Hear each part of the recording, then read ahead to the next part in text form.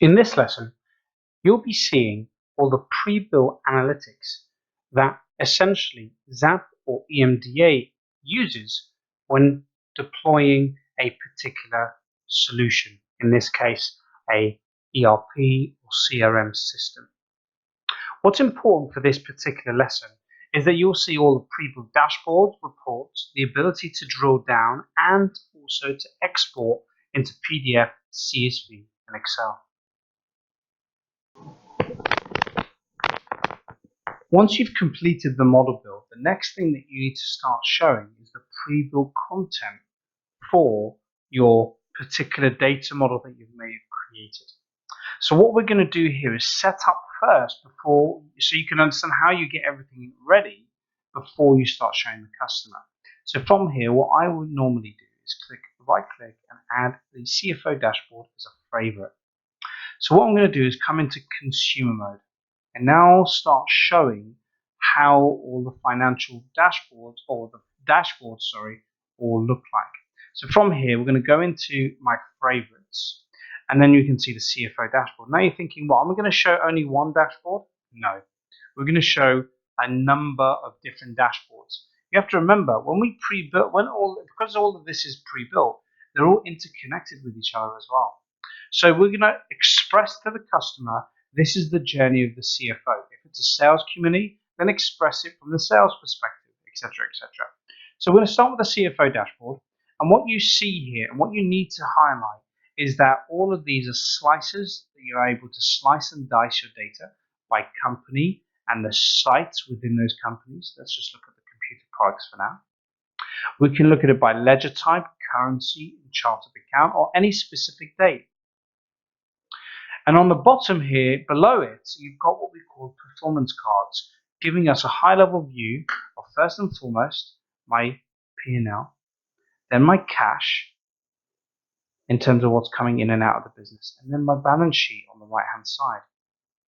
On the bottom here, we're going to start off looking, i.e.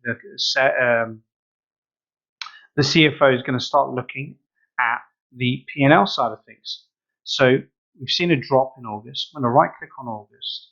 And what we can do here is not only drill up, drill down, and create a drill through a granular report of what those net sales look like. We can also open up other dashboards that are related to what I've selected.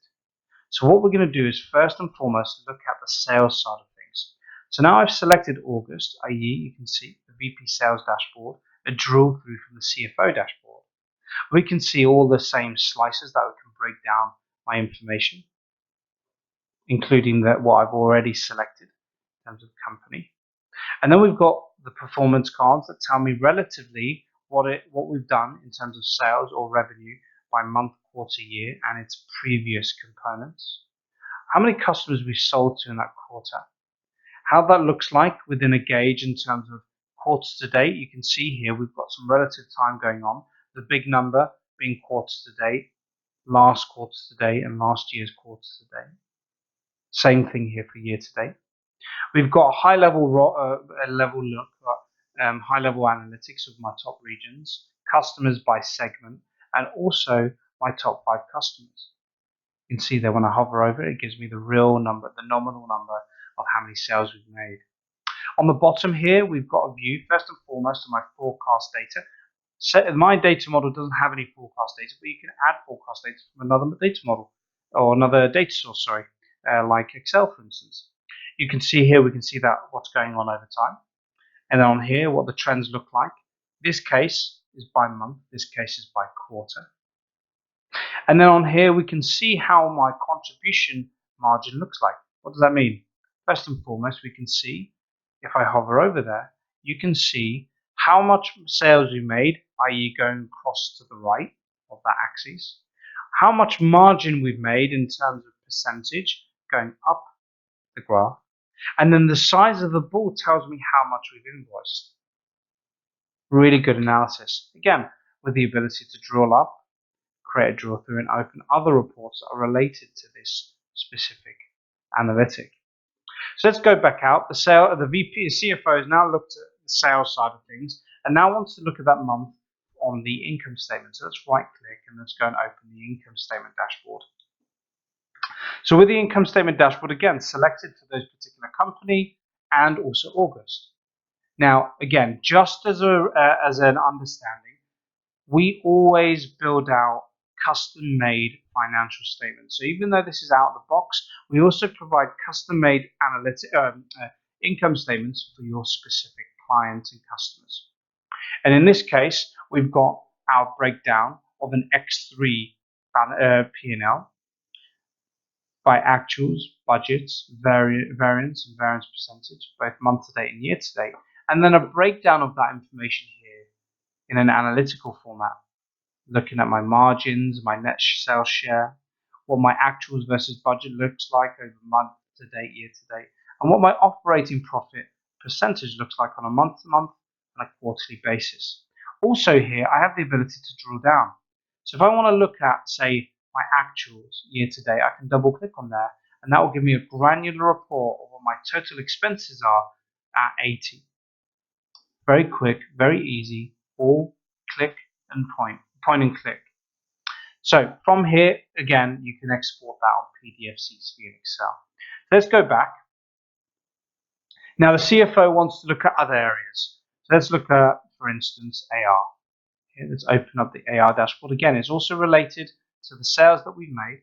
And what we can see here, again, this particular report does take a little bit of time to kind of load, but you can see here, again, what we've got is my open AR items, anything that's overdue as well, how that looks like in a bucket. There's no current receivables by age. Again, this is dummy data. And my performance metrics, that these calculations, as you can see, don't come as standard within my system that I've created, in this case, X3. Then we've got a breakdown of the information above. So my top overdue, again from here, AR, giving me the names of those particular customers. And then looking at my collection effectiveness, essentially a breakout of this per month. And then on the bottom here, we've got some really detailed analytics here, telling me my average days to pay over a monthly perspective, looking like a rolling 12 or 13 month period. And then giving me an understanding of what my open items look like and what average it looks like in terms of how we pay. So for argument's sake, if I go to here, even though actually on that month we've done 31 days, it's telling me on the whole, not on average, but regressionally in terms of a positive correlation, we've done 49 days of delivery. That's great. So that's slightly higher than what we are delivering for that month on average. Well, it's not really an average, it's a regression. And then on these two, we can see the relationships between my collection effectiveness and my day of sales outstanding, and my day sales outstanding against my average days of delinquency. A very good metric or metrics for the AR manager to really review. So if I come out of that, let's go on a reciprocal view and look at the AP manager. So if I right click, it's not just AP, it's also the purchasing manager. So let's go to the AP manager and let's have a look at their report. Now this is a little bit quicker. Again, we've got nothing that says that we've got current payables. Again, that's just because of my data. We've got some overdue APs. You can see the bucket it sits on. We can see that it's the top 10 overdue in terms of all those vendors. We can see the average days that we pay them and also how that looks like on a table perspective. We can see it's ranked by overdue payables, but you can rank it by any column here on this table. Very quick, very sharp, and to the point. And that's what's important here. It's to the point of what an AP manager needs to see. So if we come out of this, let's go into the purchasing manager and see what they see. In this case, again, similar to the CFO dashboard, we've got slices, we've got the performance cards of areas that are important to a purchasing manager when looking at information. So from here, you can see some calculations like receive not invoice may not traditionally be within an ERP that you may have to calculate yourself, already calculated within EMDA or ZAP, whichever product you're going to be using with your clients.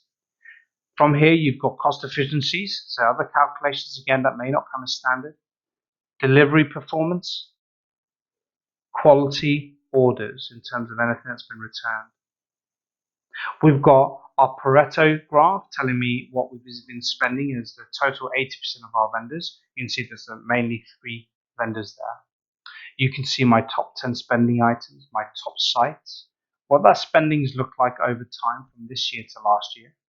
And then another table giving a breakdown to the purchasing manager exactly what things like price per variance, delivery performances, very good indexes, very good metrics to help them negotiate with the vendors that we're using. So once we've looked at those, we've also got some other reports that may really be important. So if I just right click here, we've got some other areas, so you can see the inventory manager dashboard. But instead of looking at dashboards, let's go and see some of the drill down reports or the more specific reports that we've got. So let's go back into personal, I believe I've saved it in. Let's go there. Let's go to demo. Let's go to finance and then accounts receivable. With the accounts receivable dashboard, let's look at aging. So we've got some aging reports here. Let's look at aging accounts receivable and see how that looks. You can see, because it's dummy data, it's all mixed up. But in this case, you can open up that and see what that looks like and be able to drill down into these to see what that number is comprised of and then export that. The same thing for AP as well. If we come back out of this, we can also go into the general ledger and look at all the statements that we provide. So we provide a trial balance, giving me a view of what that looks like by opening balance, debit, credit amount, and closing